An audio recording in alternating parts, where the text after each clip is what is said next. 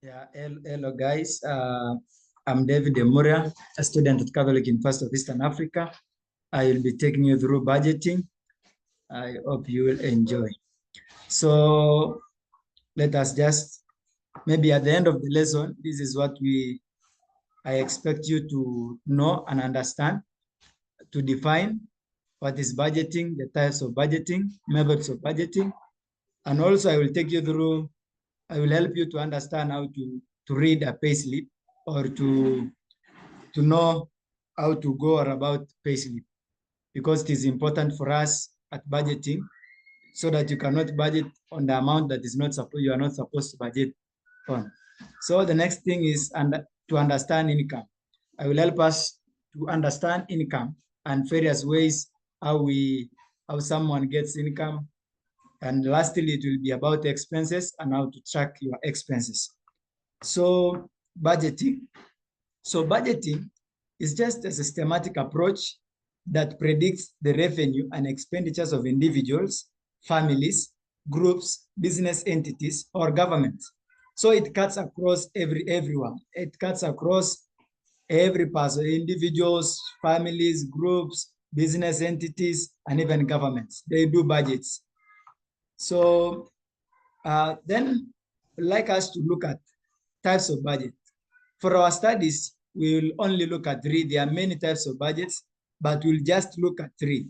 The first one is personal budget. This is an individual or a family plan. Plan so that they can, on how they can use their monthly earnings to ensure that they don't run out of cash before the next paycheck. Yes. So the next thing is corporate. For corporate, is just businesses, how businesses maintain their cash flow. Cash flow is how you get your money in and money out, how you spend your money and how you get your money. Then the next one is government. This is for government, it's a financial plan prepared by the government to account for estimated national revenues for a particular financial year or fiscal year. So every government does budgeting. So Rwanda, they did theirs last week. Kenya will be doing this at the end of this month. So it is that is what makes budgeting very interesting. Then methods of budgeting. Under methods of budgeting, we are supposed to we look at four. The first one is incremental budgeting. Under incremental, this is a type of budget where you use last year's budget to do the current year budget. So it is an improvement of what you did last year.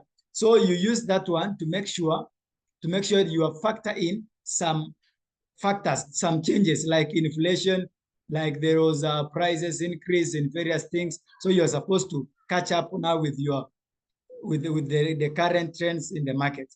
For example, the budget of Rwanda, I found that it has just increased by 11.2% from last year's budget. So that's that they did an incremental budget. So the next one is zero-based budget. Zero-based budget. In this one, you are starting from scratch when you are drawing your budget. This is especially for the first timers. Okay, when you are doing a first time budget for the first time, you will start from zero base, from scratch. And that is if you don't have budget, and you decide after this lesson that you want to draw your budget, it will be zero-based budget. It will be out of scratch. You are just started. Then traditional looks the same as incremental, but under traditional, this one you use the previous year's budget as a base. You use last year as base year, where you use it as the base. So the activity-based, just as the name suggests, this activity-based budgeting is a budgeting method where a budget is prepared for considering cost drivers. Activity, if I can finance this activity, if I can do this activity, what is the cost? What is the cost of this, of doing this and this? Then the next one, now I promise you I will help you to understand how to read the payslip. When you have a payslip like this one, this is for a company called Kenya Manufacturing, is here in Kasarani, Mwiki, Kenya. So this is a Kenyan payslip. So we have a lot of stuffs, a lot of things inside. So, but I just decided to, I have 4 questions for us to answer that will help us to understand our payslip. So the first one is, how much did Edwin earn? When you come across such a question, they are asking the gross pay. They are not asking for the net pay. They are asking for the gross pay. Gross pay is pay before deductions. So for our case, it is 273,588.04 Kenya shillings. Yeah. So take away, take home. Take home amount is the net pay. Net pay. Even if the Edwin earns 273,588.04, he does not take this home. He takes home 198.789.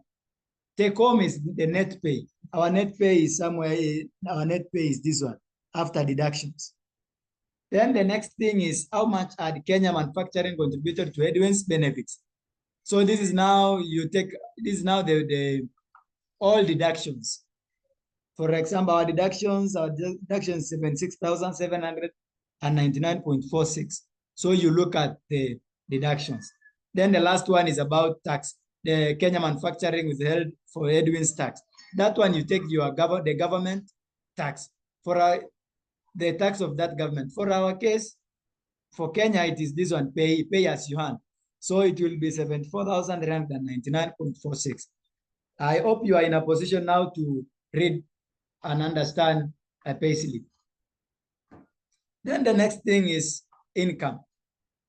For income, many people receive income from multiple sources. We have met multiple sources where people get their income. I will look at 4, how people get their income. There is regular income. Regular income is income that you get either weekly, monthly, yearly. You are sure of it. It is regular. Then we have unpredictable. Unpredictable is a type of income where you don't have any prediction that I will receive this kind of amount. Then the next one is seasonal. Seasonal is this one is for a certain season. For example, let me just use a good example, especially for a student, like pocket money. Pocket money is a seasonal income because it is after, especially when it reaches a time when you have open school, that is when you will get that kind of income. When you are at home, you don't get pocket money.